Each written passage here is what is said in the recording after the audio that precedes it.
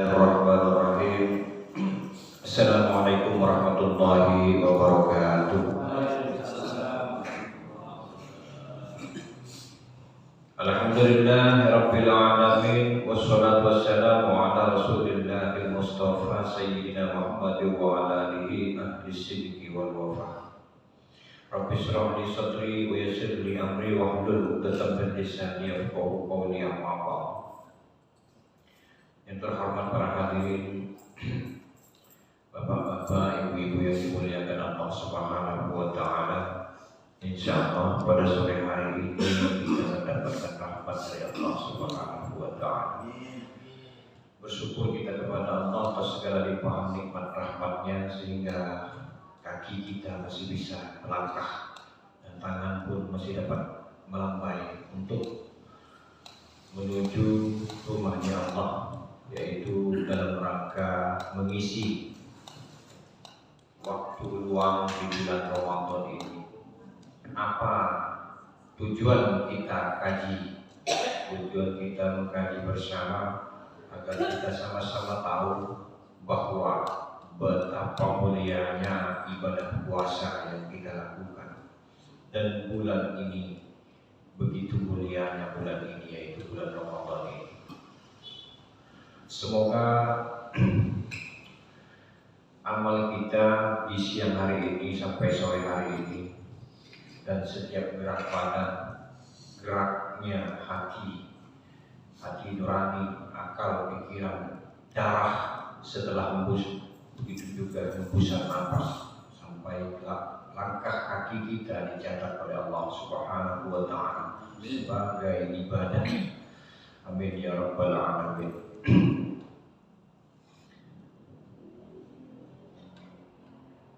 Kajian kita pada sore hari ini yaitu tentang fadilah, keutamaan kita berpuasa. Kenapa harus kita pertahankan puasa itu? Kenapa harus kita pertahankan makan dan minum, padahal minuman itu halal? Kenapa kita harus jauhi anak istri, bukan anak tapi istri, padahal istri sudah sah dan halal? Kita ambil keterangan dari kitab Durratun Nasihin, yaitu tentang fadilah bulan Ramadan dan juga fadilah atau keutamaan tentang puasanya, bulannya dan puasanya, apa yang istimewa di dalam tersebut. Kebiasaan yaitu musannif atau pengarang kitab Durratun Nasihin ini, ketika beliau mengawali satu pasal, maka beliau akan mengawalinya dengan bersolawat kepada Rasulullah sallallahu alaihi wasallam. An Anas bin Malik an-Nabi alaihi salatu wassalam annahu qala, Rasulullah bersabda, "Ma min du'ain illa bainahu wa bainas sama hijab." Tak ada doa di antara illa bainahu, kecuali di antara kita yang berdoa meminta kepada Allah, ya Allah, berikan kami rahmatmu, berikan kami ampunanmu, tak langsung diterima doa itu, karena jaraknya kita dengan langit itu ada beberapa hijab, yaitu tabir. Kalau di sini tabirnya satu tabir, tapi jarak kita dengan langit itu ada beberapa hijab. Hatta yusolli ala nabi, sehingga solawat maca selawat sapa si imam ala nabi yang atas kanjeng Nabi Muhammad sallallahu alaihi wasallam.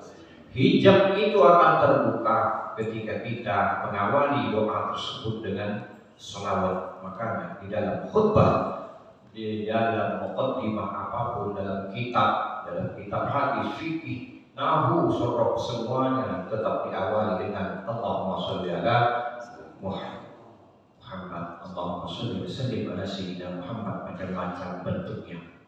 Itu karena sholawat itu sendiri sebagai pembuka tabir itu. Apa tabir itu? Apakah merupakan permadani, besi, beton, atau apapun itu? Yang jelas antu, Pak. Yang jelas itu yang menghijab menjadi hijab itu adalah hantu setan yang dia itu mengahlikan selawat. Oleh karena itulah bisa dibuka dengan selawat juga. Jinnya itu setara dengan kiai, setara dengan para alim ulama yang berada di langit sana. Para jin yang ada di langit itu yang ditunggunya wahyu siang hari siang malam, ditunggu nanti wahyu dari Allah turun kepada manusia. Meskipun sekarang tidak ada nabi, wahyu itu tetap ada kepada ulia-ulia Allah Subhanahu wa taala. Dan itulah yang ditunggu-tunggu oleh para jin, raja-raja jin itu. Ilham apa yang diturunkan oleh Allah kepada manusia tersebut. Kalau sampai itu bisa diambilnya, maka manusia itu berada dalam kekuasaan dia kelak di hari kiamat. Pada siapa kau meminta, kau mengetahui itu kan lewat saya. Berarti kau berguru kepada saya, jadi kan begitu. Jadi jangan sampai seperti itu.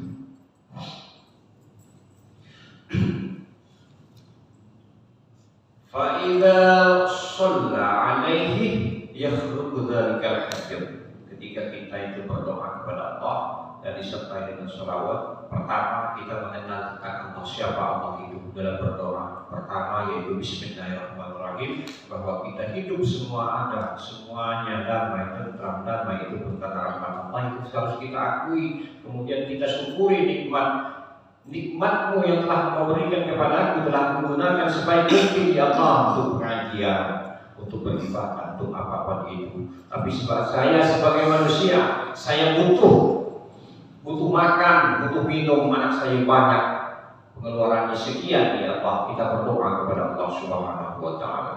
Harus dilaporkan, artinya kita itu menghinakan diri. Jangan istilahnya ambil santai-santai, ya Tuhan tahu keperluan kita. Lebih bagus diutarakan semua. Keluarga saya begini, anak istri saya begini, ini saya begini, pengeluarannya sekian ya Allah, berikanlah.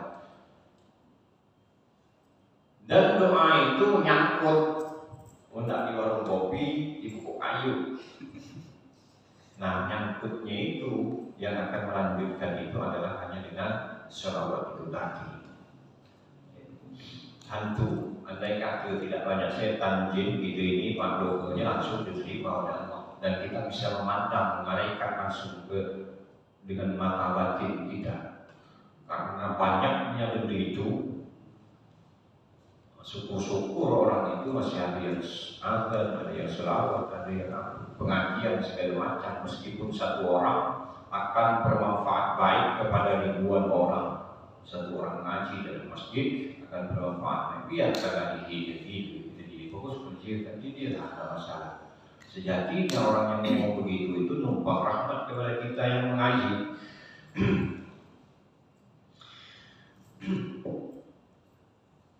Wa yadkhulu doa, kemudian doa itu masuk setelah kita baca sholawat. Alhamdulillahirabbil alamin, hamdasyakir, hamdan hamdan yuwafi ni'amahu. Allahumma shalli wa sallim ala sayyidina wa maulana Muhammad. Rabbana anzilna 'alaika minas sama'. Macam doa ini banyak. Lebih detail ini lagi, itu lebih bagus itu pakai bahasa kita Melayu. Orang Madura pakai bahasa Madura, berdoa kepada Allah dalam hati, lebih plong. Nanti itu berdoa pakai bahasa Arab, tak tahu itu tak mengerti apa yang diminta. Kena yang ngarang doa itu agak degil-degil sedikit, turunkan bala kepada kami ya Allah. Jadi kan tak mungkin. Wa illam yaf'al dzalika raja'a du'a'uhu. Ketika kita tidak bersolawat kepada Rasulullah, berdoa tidak bersolawat kepada Rasulullah, maka roja'a du'a'uhu, dikembalikan doa tersebut. Ukiyah anna wahidan minas solahati jalasa tasyahud. Jadi ada sebuah cerita salah satu dari orang-orang yang soleh, sangat soleh. Jalasa tasyahud, beliau duduk bertahiyat, wa nasiyah as-sholat ala nabi, dan beliau itu lupa untuk membaca sholawat kepada Rasulullah dalam sholat, dalam tahiyatnya. Syahadu la ilaha illallah wa syahadu anna Muhammadar Rasulullah. Allahumma shalli ala Muhammad wa ala ali sayyidina Muhammad. Lupa yang baca selawat itu di dalam tahiyat itu. Fara'a Rasulullah fi naumihi, kemudian dia pun bermimpi pada malam itu bertemu dengan Rasulullah sallallahu alaihi wasallam. Faqama alaihi salatu wassalam, kemudian Rasulullah itu berkata kepada dia, faqalahu lima nasita shalah alayya, kenapa kau bisa lupa selawat kepadaku, kata Rasulullah sallallahu alaihi wasallam. Faqala, kemudian orang soleh itu, salah satu orang ulama yang soleh itu, ya Rasulullah, istaqaltu bi sana'illah wa ibadatihi. Ya Allah, ya Rasulullah, ya Nabi, bukan begitu ya Rasulullah. Saya lupa dengan berselawat kepadamu itu karena saya sibuk dengan memuji kepada Allah Subhanahu wa taala. Bertasbih, subhanallah, subhanallah, subhanallah, bertakbir, Allahu akbar, Allahu akbar, bertakbir, tasbih, tahlil, takbir, subhanallah, alhamdulillah, wa la ilaha illallah, wallahu akbar. Sibuk dengan itu, memuji kepada Allah Subhanahu wa taala. Itu alasan dia bisa naik nama ibadatihi, panas itu. Oleh karena itulah saya itu menjadi lupa wahai Rasulullah sallallahu alaihi faqala alaihi salatu wassalam, kemudian Rasulullah pun berkata, ama sami'ta qauli, pernah engkau mendengarkan perkataanku bahwa al-a'malu mauqufatun, segala amal perbuatan itu ditunda, ditahan, wa da'watu muhabbisatun, dan segala doa pun ditahan semuanya, hatta yusolli alayya, sampai orang itu bersolawat kepadaku, ditahan semua, penuh belum diterima-terima sampai dia bersolawat kepadaku. Meskipun dengan bangganya dia berkata kepada Rasulullah, bukan saya lupa ya Rasulullah, lupa saya itu, lupanya saya itu karena saya itu memuji hanya kepada Allah, lupa saya berselawat kepada sampean. Kemudian Rasulullah menyatakan, tak pernah dengar bahwa tidak pernah dengar wasiat saya bahwa setiap amal dan segala doa itu ditahan hatta yusolli alayya, sampai orang itu berselawat kepada Rasulullah sallallahu alaihi wasallam. Walau anna abdan ja'a yaumal qiyamah, walaupun abdan hamba datang seorang hamba, walaupun seorang hamba yang datang di hari kiamat, di hasanah, di akhir dunia, dengan kebaikan seluruh umat yang ada di alam dunia ini. Seorang hamba baik sekali, amal baiknya itu seisinya orang di dunia ini. Walam yakun fiha sholatan, tapi dia tidak berselawat kepadaku, kata Rasulullah, ruddat alaihi hasanatuhu, maka dikembalikan segala kebaikannya. Itu saking pentingnya berselawat kepada Rasulullah sallallahu alaihi wasallam. Orang sudah kuyuh-kuyuh sembahyang aku, sunnah-sunnahnya, bacaan Quran, semua segala macam, sedekah, semua pokoknya tidak dilawannya.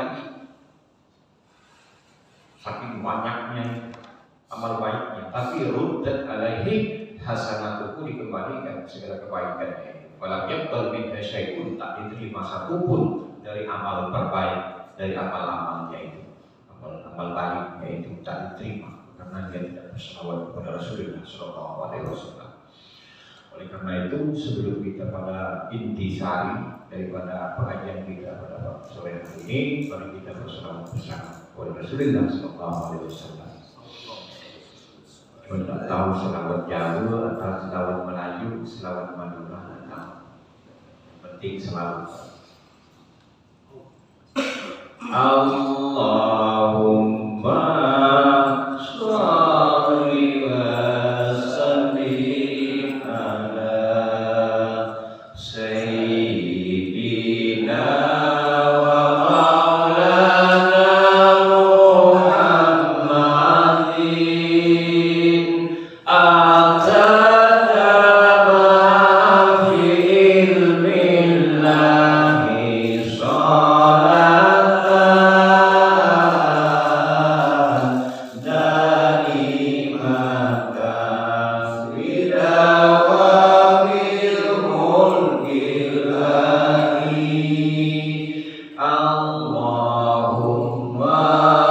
sholli wa sallim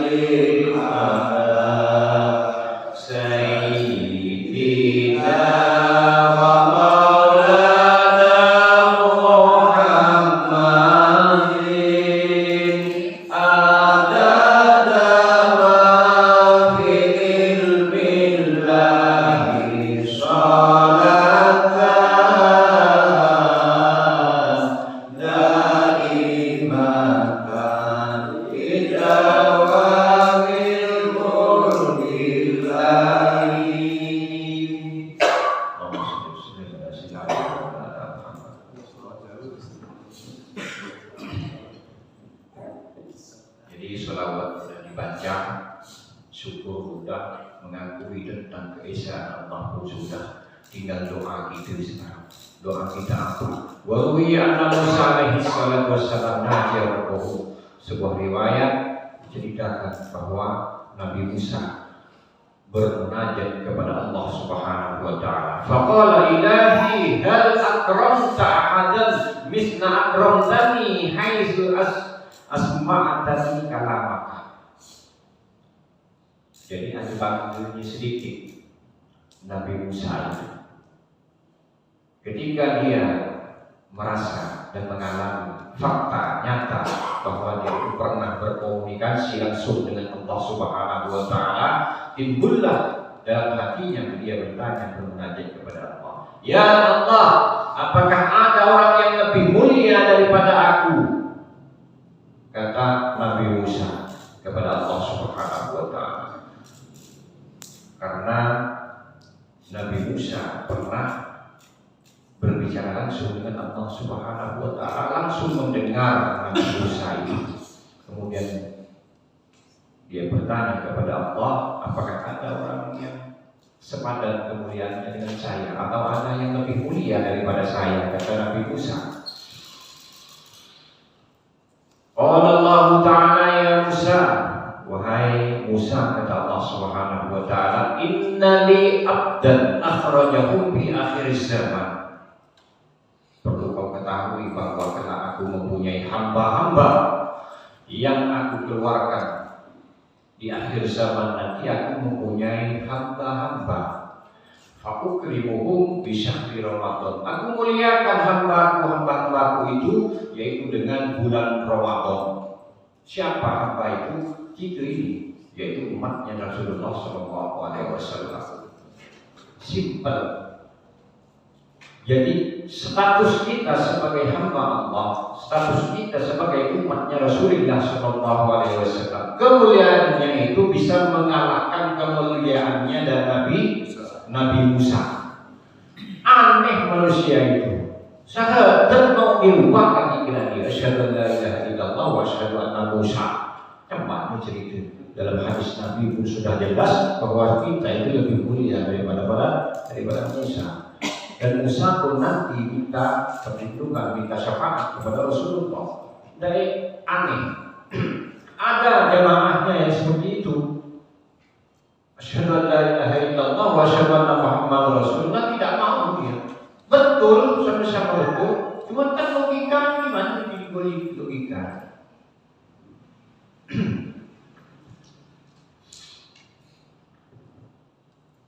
Jadi hukum yang berat yang diikuti, yang tidak dikakui oleh para ahli ulama, yang sendiri di hutan dia. Ada orang masuk ke masjid pun hilang.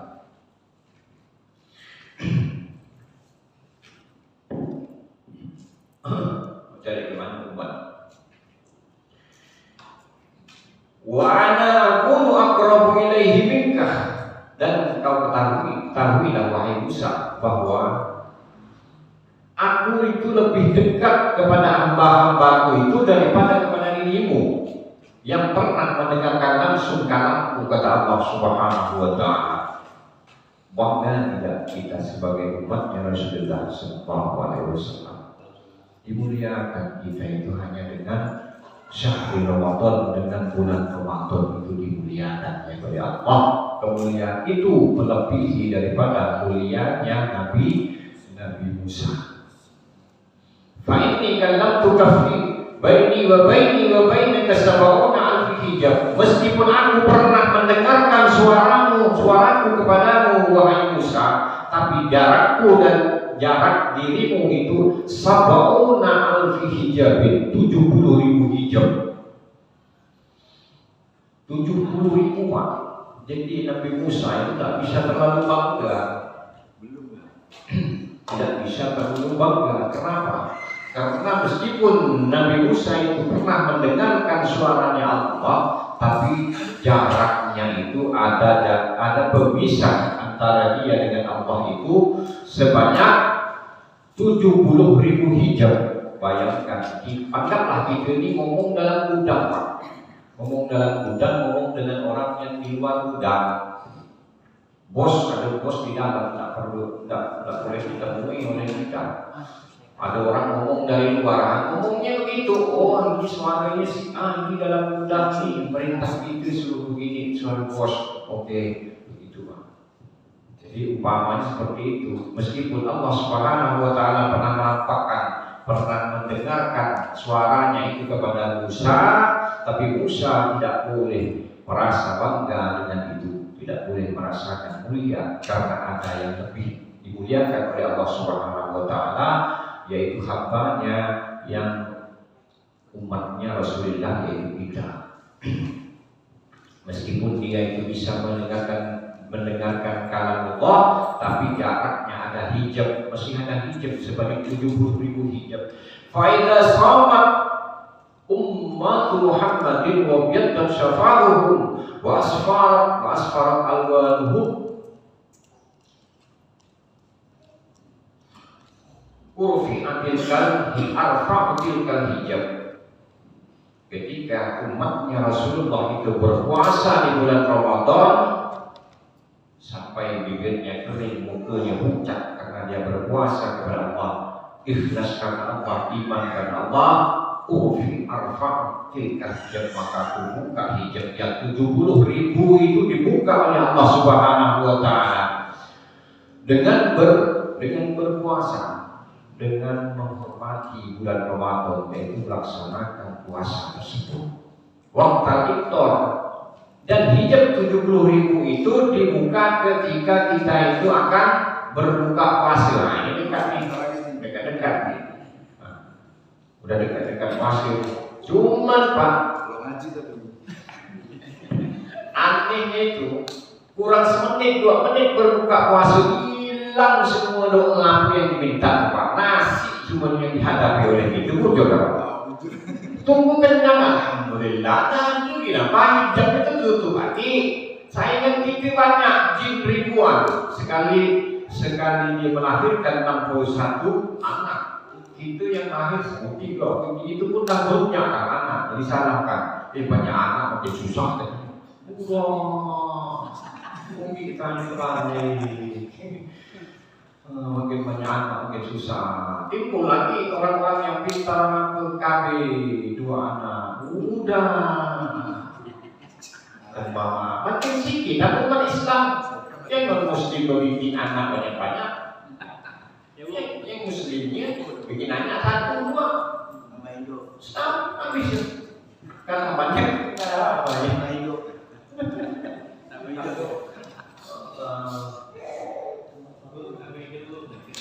Tuba liman aqsaka bidahu wa ja'abatnahu fi Ramadan. Beruntunglah, kata wahai Musa, beruntunglah orang yang merasa haus, merasa lapar di dalam bulan Ramadan itu, kata Allah kepada Musa, fala ujazihim dunadiqoi. Tidak hanya tak dibalas dengan apapun oleh Allah kecuali dengan bertemu denganku secara langsung, kata Allah Subhanahu wa Ta'ala. Langsung Pak, langsung bertemu ini, langsung dengan umatnya Rasulullah SAW. Nabi Musa itu tak bisa bertemu langsung dengan Allah.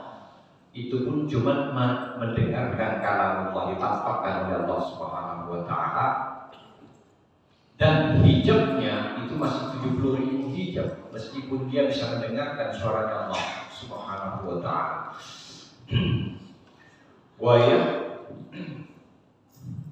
Bayang bagi akil, maka pantaslah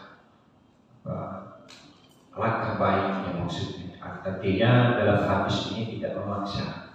Langkah baiknya kita orang yang berakal, mempunyai akal yang sempurna, ayat rifah hurmat hadza syahri, yaitu mengetahui mulianya bulan Ramadan.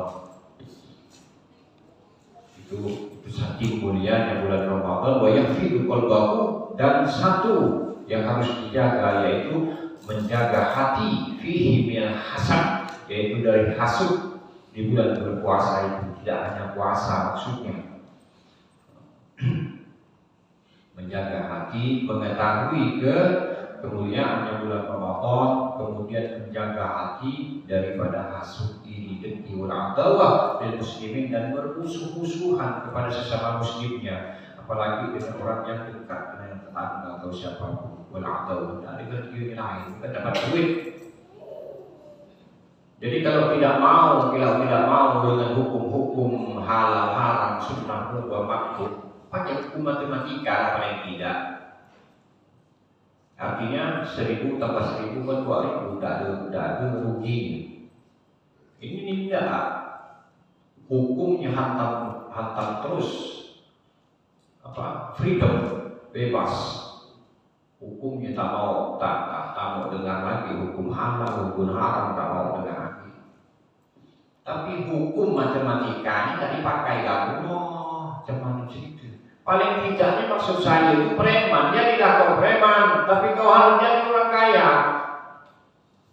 Kepremanannya itu ada hasil, itu maksud saya. Kejahatannya itu ada hasil, nampak di mata. Itu kan, apa tidak lebih bagus, Pak? Ada orang yang tak mau dengan hukum, tapi dia ada nampaknya, artinya berperhitungan segala kejahatannya. Mencuri bisa kaya, lebih kaya daripada orang yang tidak mencuri. Bagus. Tapi tidak akan ada, kan tidak mungkin. Makanya kita bilang bagus, karena tidak mungkin orang kaya, orang mencuri itu bisa menjadi kaya. Kan begitu. Itu hukum terus. Tidak ada. Jadi preman malah menyusahkan balik rumah. Jadi preman dan orang tuanya malah kalau sakit atau segala macam cari pinjaman duit sana sini, urus BPJS sama mampus ini. Hidupnya preman. Preman itu kan free man, bebas berteman, tidak peduli halal haram, hantam terus. Hidupnya susah, malulah. Free man, we are the people of freedom. Kami adalah golongan anak-anak bebas. Harusnya yang seperti itu tuh kaya, bisa kaya dalam sekejap mata. Nah ini kita pikir-pikir hancur-hancuran lah. Dipikir baik pun kita susah tidak bisa, Pak. Nah kita pikir hancur-hancuran lah. Enggak. Seandainya punya anak, akal, tidak mau ini, tidak mau itu. Udah, kalau jadi preman silakan. Kau harus lebih kaya daripada orang yang kaya di pasar itu. Silakan kau jadi preman. Tunggu 1 tahun. Didukung sekali. Nah, tidak bisa, jadi ini gimana?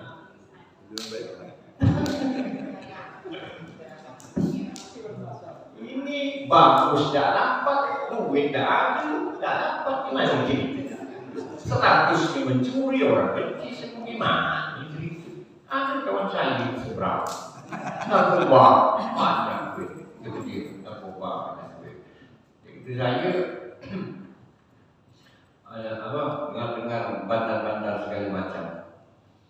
Aku mobil yang kau pakai sekarang, Fortuner 1, Pajero 1. Orang jual pecel di pasar, jual semen, jual telur. Orang sini yang jual telur itu pakai Pajero. Apa yang kau banggakan sebagai pedagang narkoba beli Pajero? Malulah. Paling tidak Lamborghini yang harga 150 miliar. Kan begitu, Pak. Malu. Udah itu nggak bakal tenang kehidupannya. Dalam satu hari, dalam satu hari Jumat itu 41 orang minimal dalam satu masjid. Sekabupaten Ketapang itu berapa ribu masjid. Itu mendoakan agar kemungkaran itu hilang, hancur semua. Bodoh sekali orang melakukan kemungkaran. Udah jelas-jelas yang mendoakan itu dalam sehari Jumat itu banyak. Berapa ribu masjid dalam sehari itu yang berdoakan. Satu masjidnya 40 orang mendoakan.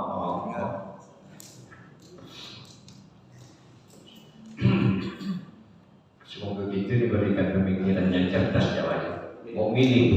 kehidupan seperti ini, anak saya harus ini, harus itu, tidak bisa, tidak akan mampu, Pak. Yakin tidak akan bisa.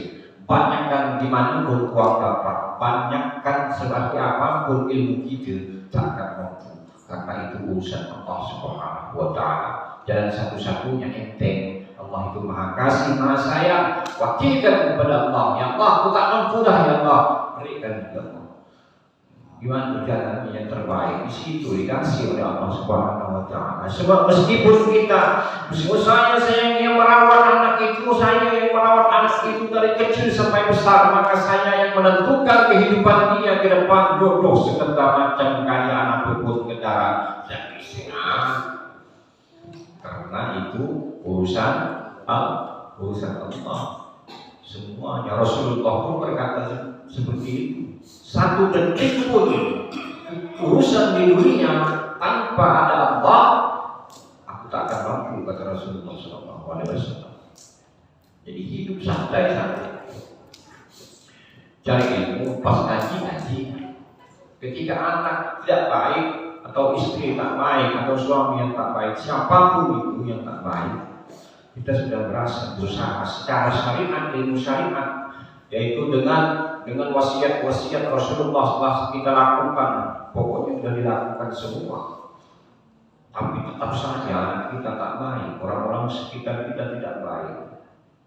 Ingat bahwa ilmu itu tidak cuma hanya ilmu syariat, ada ilmu tauhid. Kembalikan kepada ilmu tauhid, mengesahkan Allah. Ini sudah dirawat ya Allah baik-baik, kenapa jadi macam gini kehidupan anak ini? Berikan kepada Allah, berarti sudah takdir Allah itu. Kembalikan kepada takdir Allah, karena sudah kita boleh aku menahan sakit yang kita tidak bisa. Menahan sakit kita tidak bisa. Itu kan bukti kalau kita itu hina di hadapan Allah. Segala macam sesuatu kita sebut Allah, makan sebut Allah. Begitu ada masalah, ada apa? Kita lain dari Tuhan. Oh ini caranya begini nih. Oh isopu dulu nih biar jadi. Sekali jadi hancur sakit gitu. Gitu kan begitu. Memang tidak bisa lagi daripada Allah Subhanahu wa Ta'ala.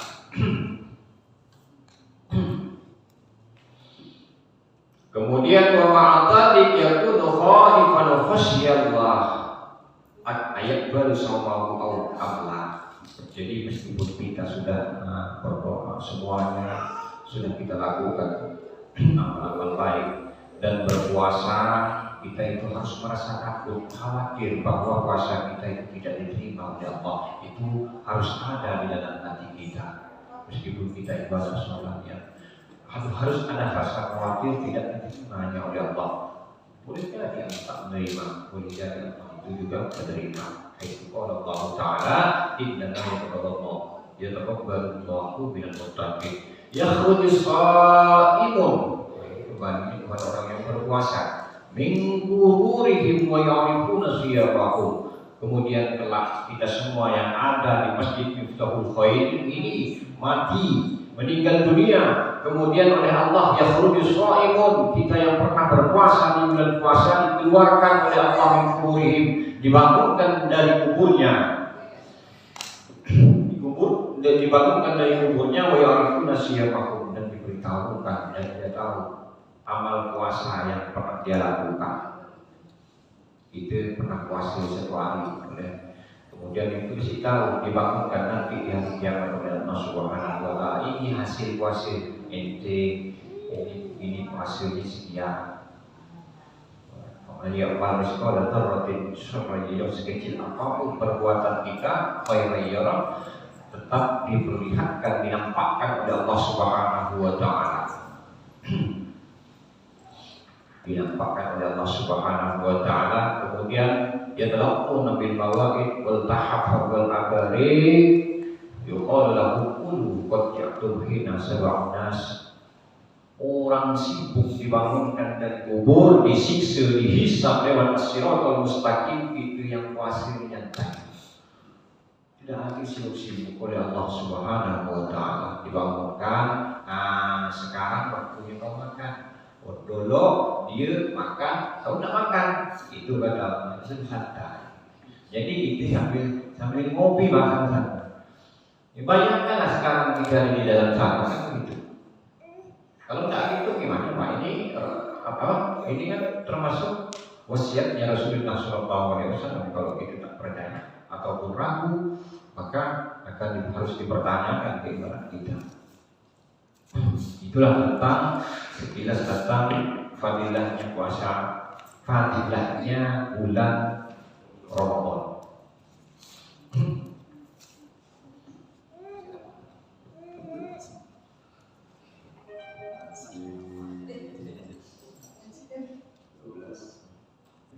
Kalau bisa kita pagi 1 jam gitu.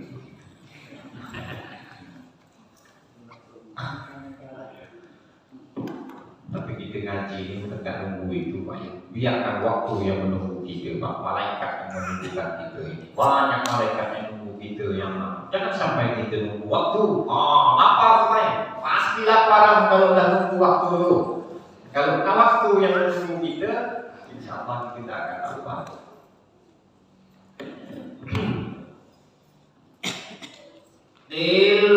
Dikatakan al-murad bisawmi mahrumatun billah. Jadi ini jawaban daripada kenapa kita itu harus berpuasa di bulan Ramadan. Apa? Jangan-jangan Tuhan itu ngambil keuntungan dari kehidupan manusia itu. Kenapa harus diwajibkan berpuasa? Al-murad bisawmi mahrumatun billah. Jadi karena kita ini banyak musuh Pak. Banyak musuh. Meskipun kita itu hidup di dunia setenang apapun, setinggi apapun pangkatnya, sebanyak apapun istrinya, sebanyak apapun mobil mewah, semuanya keamanan itu, tetap saja hidup kita ini terancam di alam dunia. Kenapa? Kenapa begitu? Karena kita sendiri yang mau ketika ada di rahim ibu ditanyakan oleh Allah Subhanahu wa Ta'ala, kau siap hidup di alam dunia? Iya, siap ya Allah. Udah keluar, pakai dia mau mati jadi anak tuh, pakai nangis. Ingin mati yang itu Pak. Disitulah anak itu dikatakan wali. Setelah itu bukan wali yang tidak. Ya wali yang dijadian. Bukan ini, bukan wali yang tidak. Yang wali itu kasih Allah ketika keluar dari rahim. Dia melihat semuanya dari dia itu lahir sampai pertengahan umur, sampai akhir hayatnya pun tahu semua dia itu. Nangis pakai dia. Siapa ngeri kayak itu di dunia? Terus siapa? Mau minta mati ya kita bisa. Udah. Itikat dengan Allah Subhanahu wa Ta'ala. Bersaksi dengan Allah. Mau ngaku.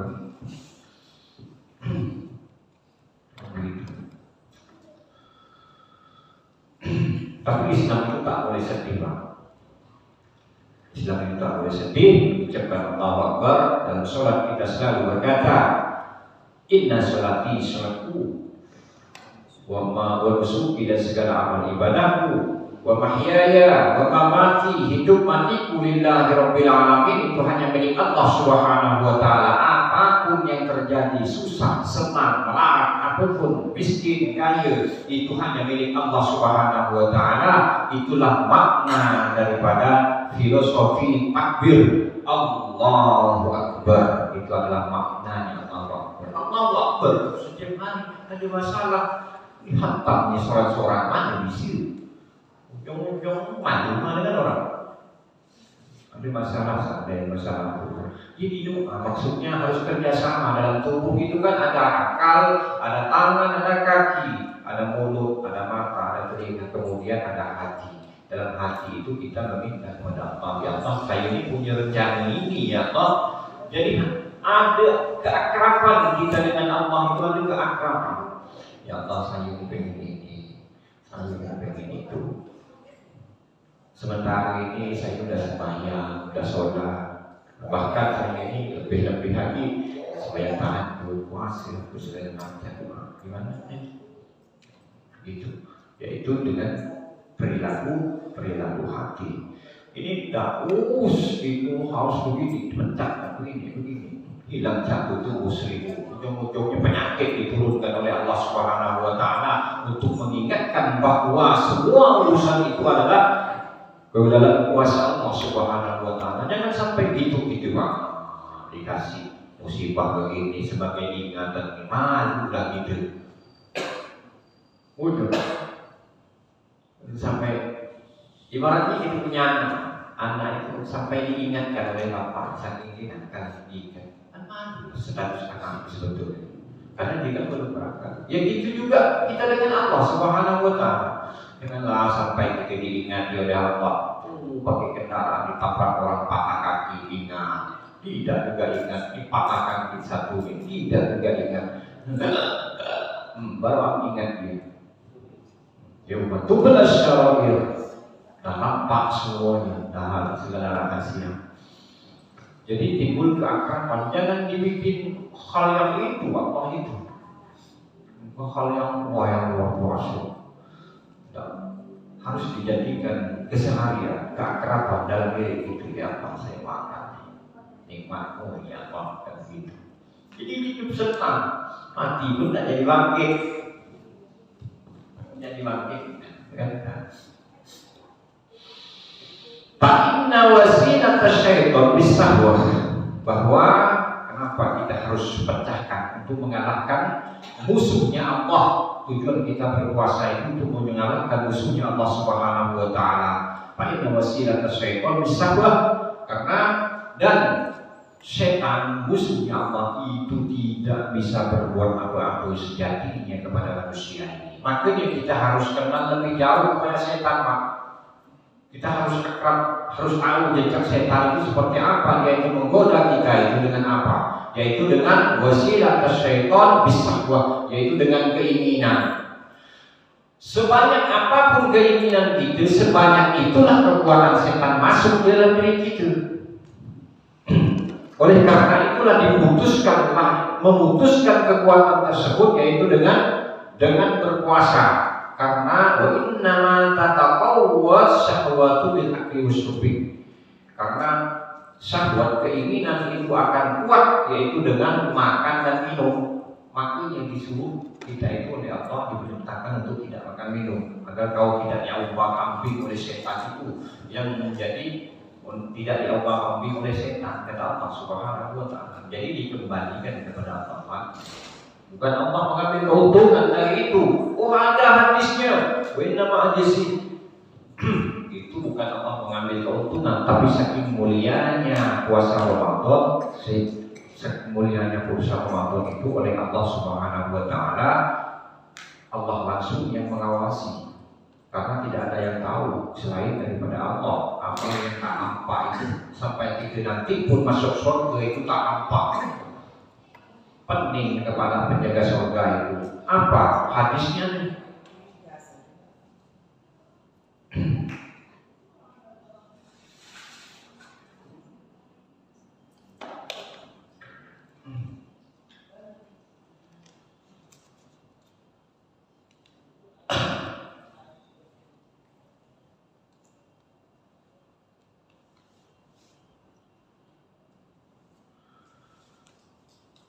Wa inna ma taqawwa syahwatu bil akli wasyurbi wa la yastaqulu fala yastafadu min as-sawm wa huwa illa wa kasri syahwati illa bi dalilin nafsi bi illatil akli. Hanya dengan merasa diri itu hina, merasa diri hina dan menyedikitkan pengurangan makanan dalam sehari semalam dijadikan satu malam.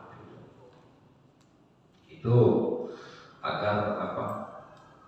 Agar syahwat itu tidak menjadi terlalu kuat. Kalau makan ini pengennya makan ini gambaran. Belum lagi asarnya, akibat daripada keinginan itu membekas nanti. Daripada awalnya makan kurang enak, kurang banyak, kemudian kurang banyak duit, kurang banyak kerja lagi, semuanya habis lagi itu dikuasai oleh hawa nafsu.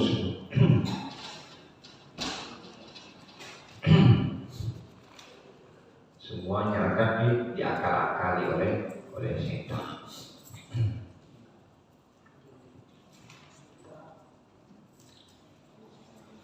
Ya.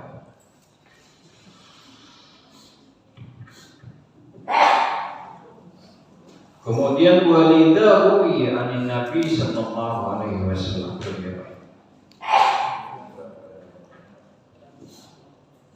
Sangat dikira tentang fadilah hebatnya orang yang berpuasa itu gelap. Walidahu anin Nabi sallallahu alaihi wasallam. Anahu qala idza kana yawmal jam'ah yawmal qiyamati yaji'u qaumun lahum ajnihatun ka'ajnihati tayri fayatimuna biha ala hitadil jannah.